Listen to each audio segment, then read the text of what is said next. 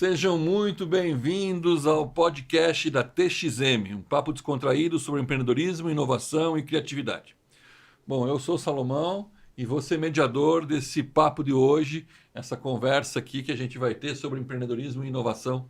Tá aqui comigo o Cristiano, que faz parte também da TXM, vai acompanhar aí, a gente tirar dúvidas e dizer que a TXM está nas redes sociais, acompanhe a gente nas redes sociais, no Instagram, txm.methods, @txm.methods, na YouTube, canal txm.business.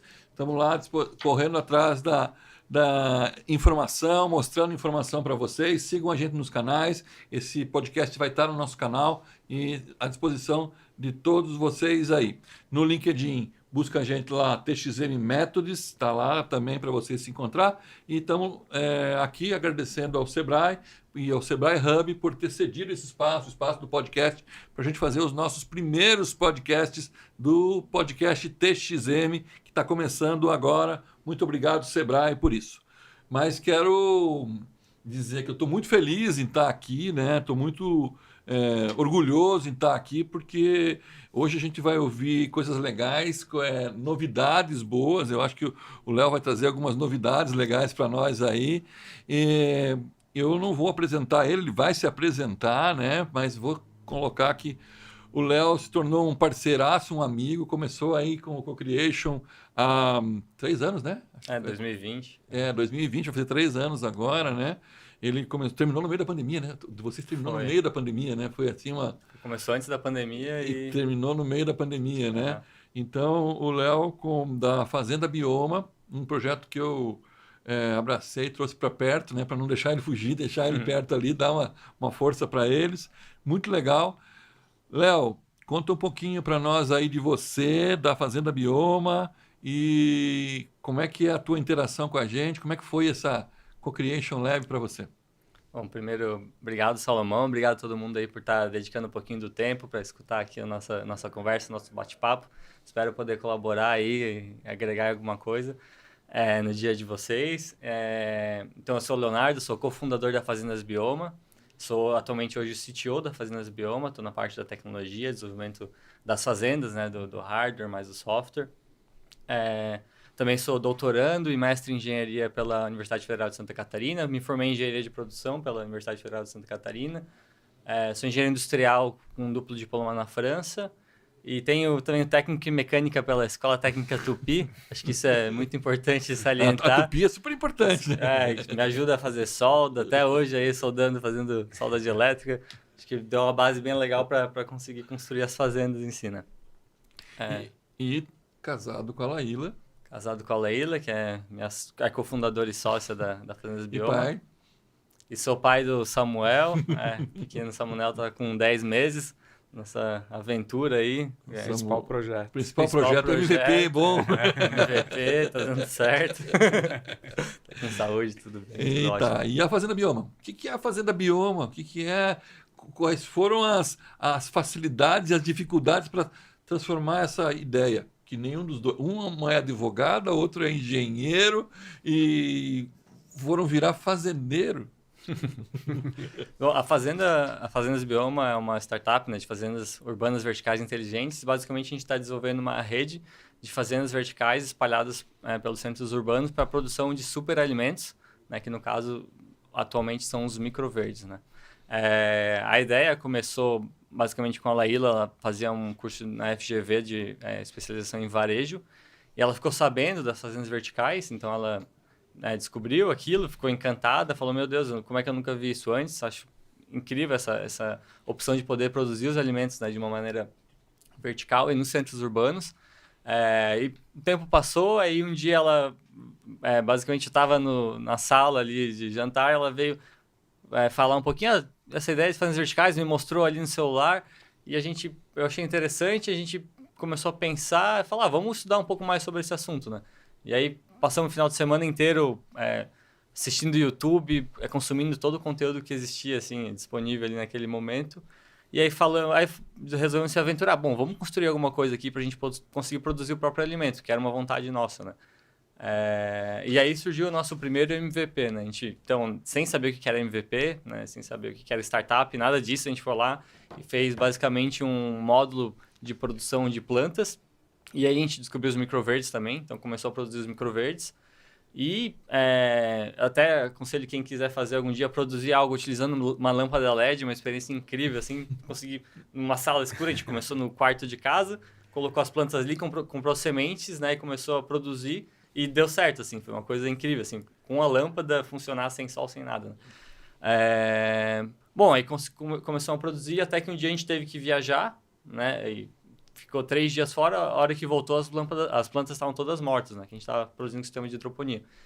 E, bom, aí a gente pensou, então precisamos automatizar a irrigação, né? E a aventura começou aí. Começou com uma pequena automação da irrigação, e aí automatizamos a questão da irrigação, da iluminação, e começamos a descobrir um pouco sobre o ecossistema, entender um pouco mais o que era startup. Aí ela veio com um papo de com um PowerPoint conseguir investimento, né? Aquele papo que a gente já ouviu, que parecia tudo muito simples. Daí a gente descobriu que tinha um bet para uma aceleradora, né? Que era uma coisa muito avançada. Aí entendemos que era pitch, fizemos um pitch, fomos lá, apresentamos, passamos a primeira fase, né? Que era a aceleradora da Hards. Ficamos 2 meses ali dentro do ecossistema, ali no Sapiens Park. Então, nesse meio tempo, a gente descobriu que era um MVP, descobriu que era uma startup, né? Teve um pouco da incubação, não incubação, mas um pouco dos aprendizados ali do ecossistema. Levamos a nossa fazenda, então, construímos uma fazenda, avançamos daquele primeiro protótipo, né, para um módulo um pouco maior, já com 5 andares. Levamos ela lá para o Sapiens Park e começamos a produzir, então, as hortaliças dentro do Sapiens Park, né? Que foi uma coisa bem, bem interessante. E aí, então, nesse meio tempo, a gente entendeu que deveria levar isso para o mercado, então começamos a conversar com um monte de restaurante, ver quem teria interesse em comprar os microverdes, aí começamos a fazer nossas primeiras vendas, né, já faturar um pouquinho. E aí decidimos, bom, a gente tem que levar isso para algum cliente. E o nosso cliente na época eram os restaurantes. Então a gente foi atrás, conversou com diversos restaurantes, praticamente todos aqui da região de Florianópolis.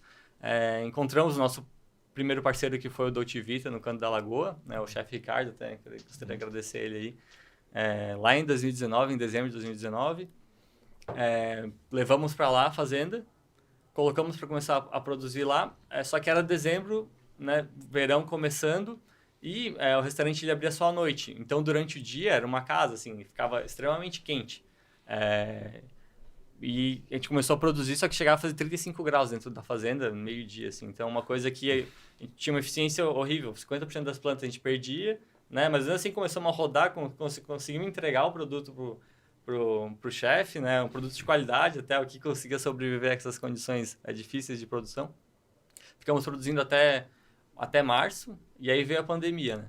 E aí, nesse meio tempo, a gente estava na Hards, e lá a gente entrou com um pessoal muito de alto calibre, a Dual Laser, né? Acho que o pessoal não conhece muito bem, e várias outras startups que estavam faturando, né, com um nível bem mais avançado que a gente. A gente entendeu que a gente não deveria estar numa aceleradora, né? A gente compreendeu o nosso estágio. Foi um passo errado. Foi um passo errado, foi por onde a gente entrou, e daí a gente, por alegria, surgiu o TXM. A gente olhou, uma pré-incubadora, né? Exatamente isso que a gente precisa agora. Precisa entender o que a gente quer fazer, qual que é o nosso propósito, qual que é o nosso DNA, né? E aí o Salomão apareceu na nossa vida aí, com a metodologia TXM, que acho que agregou muito. A gente entrou então antes da pandemia e conseguiu entender muito bem o que era o nosso propósito de empresa, onde a gente queria chegar, e isso vem desde então norteando todas as nossas tomadas de decisão, né? Que acho que isso é a principal coisa para uma startup, construir um propósito bem forte, que ela vai conseguir comunicar o que é esse propósito, como que ela vai agregar valor para os clientes dela, e não só para os clientes, mas para a própria startup, né? Para os próprios colaboradores, até para os próprios fundadores se sentirem motivados, né, a continuar insistindo nessa ideia que muitas vezes parece um pouco maluca, né? Ô, Léo, eu gostaria mesmo de fazer essa pergunta. Você deu um passo à frente, que entrou lá numa aceleradora, quase calculadora, deu um passo atrás. E a gente sempre aprende aqui com o Salomão que lá o DNA é a essência do negócio. Então, para quem está começando, assim, está fazendo a metodologia, o DNA realmente, o que ele transformou quando você descobriu o DNA do teu negócio? Como é que você utiliza ele no dia a dia? Como é que foi a descobrir esse fio da meada, digamos assim? Se fez a diferença para vocês? Não, com certeza, entender qual que é o propósito da empresa, como que quer agregar valor, acho que faz muita diferença. Se a gente for falar de fazendas verticais, né, é um mundo que hoje se fala muito assim, que hoje a gente está nas fazendas verticais, o que era o computador nos anos 90. Então, tem muita possibilidade, tem muita coisa que se pode fazer, né? Você pode ter diversas soluções e, como a gente fala, acho que o mais difícil é dizer não, né? Então, o propósito ajuda a enxergar quais são os nãos que tu tem que dizer e aonde tu tem que dizer sim. Então, te ajuda a tomar as decisões mais corretas no dia a dia e que vai acabar dando foco, que eu acho que é a principal coisa que uma startup tem que ter, né? E que o nosso foco é exatamente trazer a produção para dentro da cidade utilizando microfazendas, né? Então, empoderando os nossos clientes na produção, né, de alimentos. Eu acho que depois que esse podcast vai ao ar, a gente tá tendo aí 2 semanas de chuva direto. Teve uma semana no início de dezembro. Agora tá tendo hoje, né? Ontem e hoje foi um dia atípico de chuva, né? Acho que dilúvios aí, BR parada. E isso a gente vê na gôndola do supermercado que tem uma baixa muito alta, né? Principalmente em folhosas, que é um alimento totalmente perecível. E a nossa solução, ela acaba entregando para os clientes, então, as hortaliças frescas, colhidas na hora e que não resistentes a intempéries, né? Então, é um sistema alimentar resiliente, né, às mudanças climáticas. E isso acaba empoderando. Então, os clientes desse varejista ou até um próprio restaurante que quer se abastecer, ele sabe que você vai chegar lá na gôndola e vai ter o produto que ele quer, né? E um produto que vem, um produto saudável, etc. Isso que eu queria entender, Léo. A fazenda, ela fica dentro do supermercado ou ela fica no espaço onde o cliente está vendo, ou ela funciona também nos bastidores lá atrás, na área de, sei lá, de reposição? Como é que funciona, até para a gente entender? Até dando agora um passo atrás de novo, né? A gente falou de restaurante, acho, no começo, aí veio a pandemia, né? E a pandemia, os restaurantes fecharam, então a gente acabou tirando a fazenda lá de dentro, porque não fazia muito sentido, e aproveitou esse meio tempo, então, para desenvolver a tecnologia, né? Porque o que a gente entendeu? Que estando dentro do restaurante sem temperatura, controle de temperatura e umidade, no Brasil é inviável, né? Se a gente for fazer um benchmarking de microfazendas a nível mundial, principalmente no Hemisfério Norte, onde é bem desenvolvido, existem muitas microfazendas modulares que não têm controle de temperatura e umidade, basicamente utilizam ventilação. E a gente entendeu que no Brasil, para conseguir ter um sistema autônomo que independesse, né, das condições do ambiente onde está inserido, precisaria ser o mais possível autônomo, precisaria controlar esses fatores para a produção da planta, né? Então, a gente passou esse meio tempo desenvolvendo essa tecnologia, então, inserindo essas... Daí o espírito de engenheiro apareceu. Daí o espírito de engenheiro apareceu. Então, desenvolvendo projeto, trabalhando com fornecedores, né, investindo tempo para fazer isso acontecer, diversos testes. E aí, a gente viu que, bom, já que é pandemia, muito tempo de não saber quanto tempo ia durar, a gente resolveu mudar, então, pivotar, né, o nosso cliente para supermercados. Então, por isso que agora chegamos em supermercados, né? E aí, com isso, a gente identificou um parceiro, né, que hoje é o supermercado Imperatriz. Colocamos o nosso modo de produção lá e, basicamente, as plantas elas são produzidas na frente do cliente, né, no setor de FLV, dentro do hortifruti, para que eles possam acompanhar o crescimento das plantas, né? Então, o Cris mora longe, mas você devia ir lá conhecer, ver lá da Gama Dessa ali, né? Isso. No Imperatriz do Gama Dessa ali, Imperatriz Gourmet, né? Imperatriz Gourmet da Gama Dessa. É bem legal. E nas quintas-feiras tem colheita, né? Toda quinta-feira tem colheita. Colheita. Exatamente. Basicamente, a ideia é utilizar, então, esse espaço urbano, né, do varejo, no caso, como uma área produtiva. Então, transformar isso em uma área de produção de alimentos. E qual é o tempo, eu não sei como é que funciona, né? Não é minha área, mas qual é o tempo entre o plantio e a colheita? Como é que funciona? Como que vocês... quanto tempo levou entre o querer fazer, o tirar a bunda da cadeira, o fazer? Quanto tempo que foi esse processo? Sim. Até para a gente entender? No caso dos microverdes, varia de espécie para espécie, mas é de 10 a 21 dias de produção. Na média, 14 dias e 2 semanas, eles estão prontos para a colheita, né? Atingem um ponto de colheita, que a gente chama. E demorou para chegar nesse protótipo, né? MVP, que daria para levar para o mercado, que daria para colocar na frente do cliente e ter certeza que ele ia estar levando um produto premium, um produto de qualidade para casa, e daí ia poder testar a recorrência da compra, né? Não daria para fazer algo menos que isso. demorou praticamente 3 anos, né? Então, se a gente for falar de startup, demorou muito tempo, né? Isso é uma coisa um pouco que o ecossistema, eu acho que o nosso ecossistema está muito acostumado com o modelo SaaS B2B, né? E quando a gente começa a introduzir a questão de fazendas verticais, de trabalhar com plantas, com hardware, acho que a gente precisa evoluir muito ainda nas expectativas do ecossistema em relação à velocidade de execução e tempo de resposta, validação de hipóteses. A gente tem um tempo um pouco maior, né? Por isso que é importante ter o ecossistema junto, né? Ter, por exemplo, o professor Salomão aí apoiando a gente, para não desistir, né? Para continuar ali martelando. Acho que tanto o ecossistema quanto um cliente querendo o produto, acho que essa combinação te motiva, né? Então, a tirar a bunda da cadeira e a fazer o negócio acontecer. Vou pegar, aproveitar que você levantou a bola e vou cortar. Você falou assim, não desistir e tal. Teve aquela hora que você foi falar comigo, Salomão, estamos desistindo, não queremos mais, a Laíla está estressada, não queremos mais. E eu disse, não, peraí, estou confiando em vocês, acho que o produto de vocês tem tudo para dar certo. Como é que foi essa hora? Como é que foi essa hora de, olha, puxa, não deu certo? E daí você já completa, não sei se você já pode completar com isso, com o acontecimento da semana passada aí. Sim, sim. Acho que é uma jornada, né? Acho que o que eu tenho a dizer sobre empreendedorismo é que é muito mais difícil do que a gente pensa, né? No meu caso, foi muito mais difícil. Na verdade, eu não pensava em fazer uma startup no começo, não era nem essa a ideia, né? Se eu soubesse, teria talvez ido para um SaaS B2B, não teria começado a fazer um hardware. Mas foi um negócio que foi acontecendo, foi crescendo. E por ser hardware, é capital intensivo, né? Então, a gente sempre fazendo esse malabarismo de, né, pega dali, coloca aqui, vai fazendo para fazer o negócio acontecer, para conseguir fazer o produto acontecer. E chega uma hora que a gente, né, fica pensando, né? Ainda mais com o filho vindo, a gente começa a pensar, bom, será que eu continuo nessa ideia maluca ou será que eu vou voltar à minha vida normal, fazer consultoria, né? O que eu estava fazendo antigamente. Terminar o doutorado, fazer uma coisa mais simples, assim, mais estável, né? Não quer, a gente sabe que emprego também não é muito estável, né? Mas, enfim, foi um momento bem, acho que, na verdade, toda semana a gente acaba pensando vai ou não vai, né? Principalmente no começo a gente fica sempre... Acho que isso é muito importante também, exatamente para voltar ao DNA, voltar a pensar no que se está fazendo. E o Salomão apoiou bastante, foi lá, mostrou, não, acredito em vocês, vamos lá, bola para frente, continua, né? A gente ponderou os pontos, viu o que tinha de bom, o que tinha de ruim, o que dava para tirar de proveito. E a gente acabou evoluindo muito desde então. E aí até a gente começou, depois de um tempo, a fazer uma captação de investimentos, fomos para o mercado, começamos a fazer pitch buscando captação de investimentos, que a gente entendeu que a gente tinha um modelo de negócio que daria para ser replicado, né?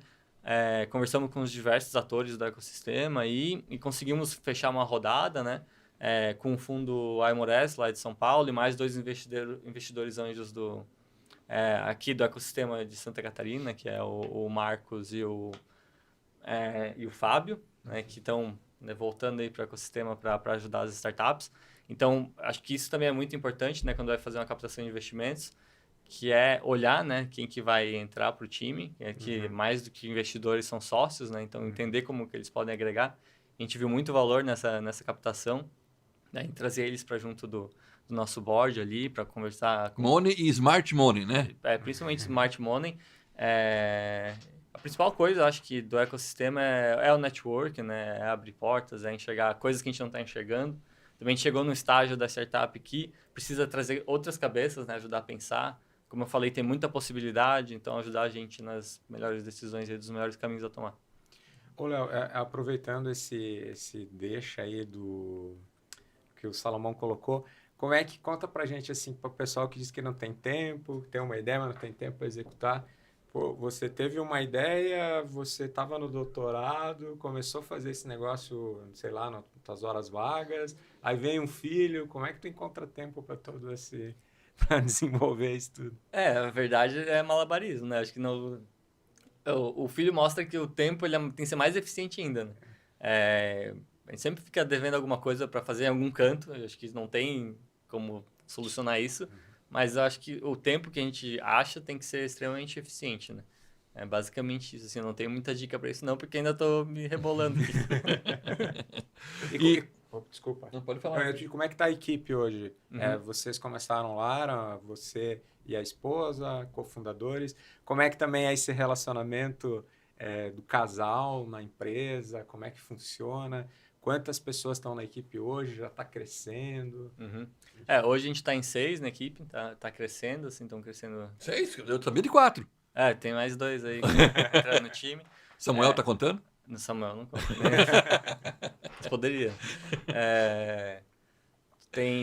Basicamente a gente se divide em 2, assim, a Laíla fica na parte de mercado, vendas, né, e toda essa parte de conversa com os clientes, enfim, parte burocrática, também administrativa, ela manja muito disso, RH de pessoas, ela é uma pessoa incrível nisso, né, ela fala, eu concordo, porque ela tem muita experiência, enfim, muito conhecimento de mercado e de sentir as pessoas.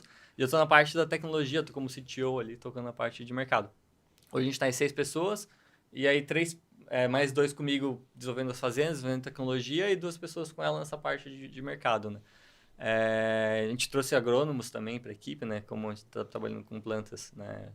Tem um cargo bem importante em fazendas verticais que as pessoas não conhecem, que se chama CSO, que é o Chief of Science Office, que é os cientistas de plantas, né? Uhum. É uma coisa que normalmente não é tão comum assim nas startups, do mercado financeiro, enfim, mas que é muito importante aí na startup de fazenda vertical.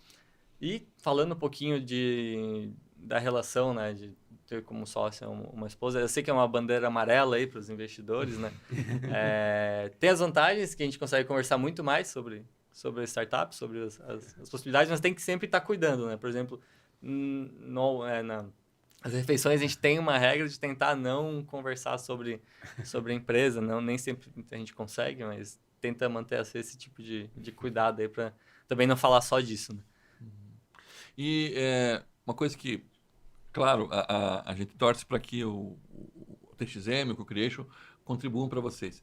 Mas qual foi a experiência, a surpresa, a emoção sentida quando vocês apareceram no jornal Hoje, em Brasil? Foi muito legal, foi a oportunidade, né, TXM aí mostrou pra gente. Na verdade, foi até um dia a gente estava em casa, a gente não sabia que ia sair no jornal, a gente tinha feito a reportagem, daí olhou pro Instagram assim, meu Deus, o que está acontecendo? Começou aquela chuva, duplicou o número de seguidores em 10 segundos, daí a gente, meu Deus, jornal Hoje. Daí ligamos a TV, tinha acabado de acabar a reportagem, então a gente não conseguia assistir em rede nacional no momento, mas foi muito legal, uma oportunidade muito legal mesmo, a gente teve contato com pessoas do Brasil inteiro, abriu diversos contatos e diversos leads, né, para a nossa startup, graças aí ao Salomão que abriu essa porta para nós. É network, né? Acho que isso é importante. Funcionou, como você está falando agora, você está buscando parceiros, né, investidores que vão te dar network, né? Isso é super importante para as startups, né?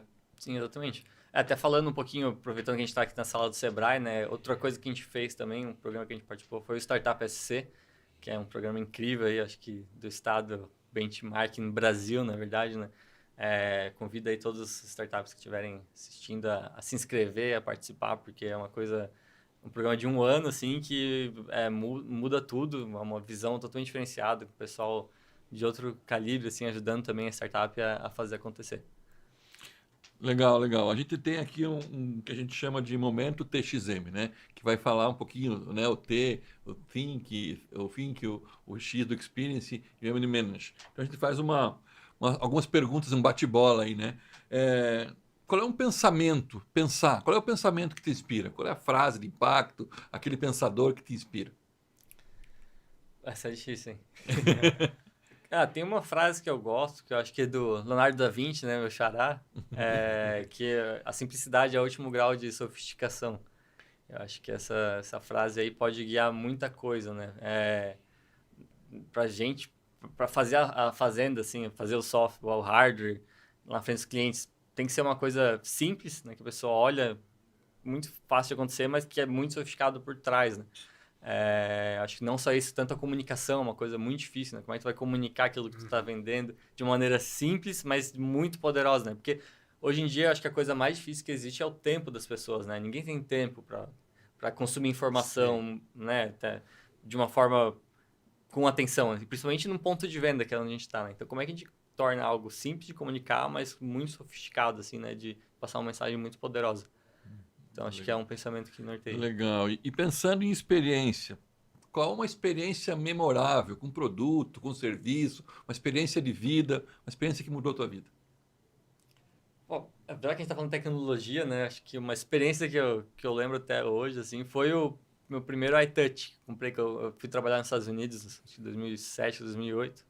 E na época tinham lançado ali o iTouch com, né, com a telinha. E acho que isso foi um produto, assim, que para mim foi muito incrível, assim, né? Eu achei muito revelador possibilidades de ter esse conhecimento na mão, assim. E hoje eu sou um daqueles entusiastas que fica acompanhando Neuralink, né? Esse tipo de coisa para saber quando a gente vai conseguir ler o celular com a mente, sabe? Esse tipo de coisa que eu acho que vai ser também uma mudança de vida aí na Samuel vai sociedade. conseguir fazer isso. Ah, ele vai. O Samuel já nasceu na era das pessoas que não são imortais, né? Então, diz que quem nasceu agora é imortal, então tem essa questão.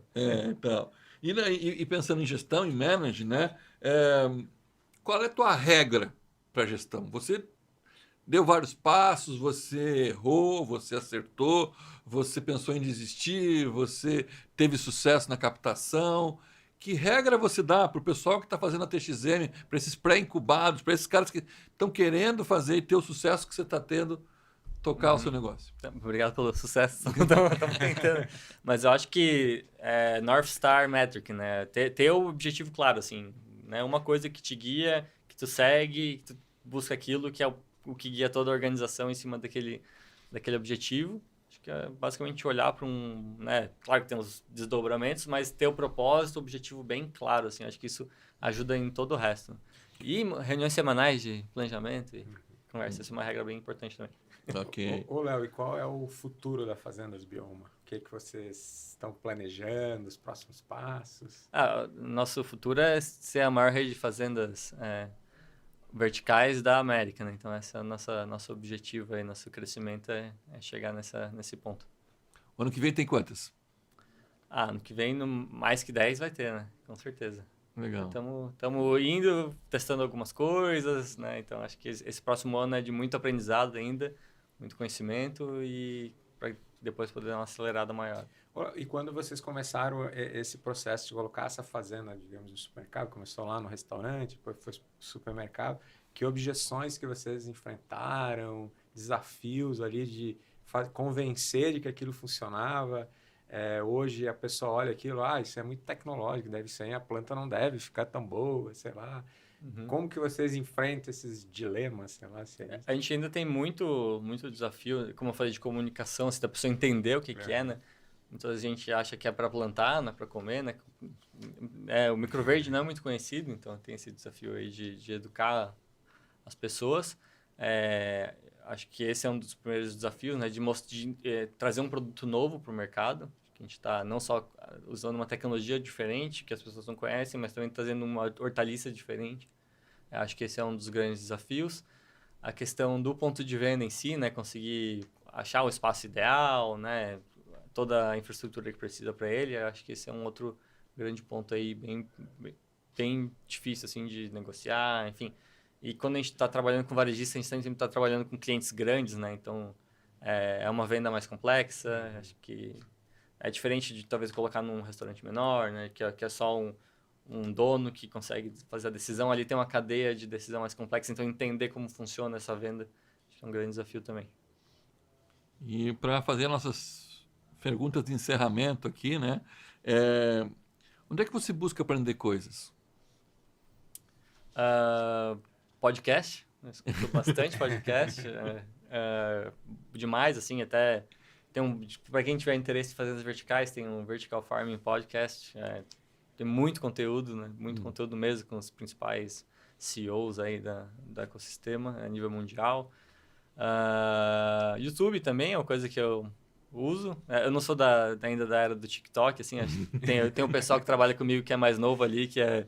Não, eu vi isso no TikTok, eu vi isso no Reels do YouTube. Daí ele vem com umas ideias de montar um negócio. Eu não consigo, ainda não, sou mais antigo. E artigo científico, né? Eu acho que a gente não, às vezes não... Como eu faço doutorado, fiz mestrado, tem esse lado de... Ciência. Da ciência.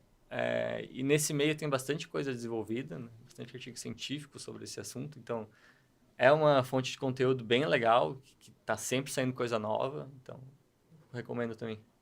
Uma perguntinha antes, que eu gosto de ficar explorando essas coisas de pessoas, né? Por exemplo, você festou no caminho, voltou, tentou desistir. Se você pudesse voltar no tempo lá, o que você faria de diferente ou não? Assim, as coisas foram se encaixando. O SaaS B2B, né? Brincadeira. Não, mas é muito... se a gente soubesse, a gente ia tentar... É que a ideia não era fazer uma startup, né? Mas acho que quem faz e acerta é o que acaba dando certo, né? O caminho mais... Não é mais fácil, nem um pouco fácil. Eu sei que não é, que nada que se empreende é fácil, mas é menos complicado, com menos barreiras do que tentar fazer uma startup de hardware, né? Que eu acho que é uma coisa bem, bem difícil mesmo, assim. Tem que construir, tem que cortar, tem que suar mesmo para fazer as coisas acontecer, conseguir convencer. E aí só juntando uma galera que consegue, o pessoal de produto aí... Semana que vem tem resposta. Acho que semana que vem vai ter algumas coisas. Ô, Léo, tá puxando a brasa aí, a sardinha para nosso, né, pro ponto.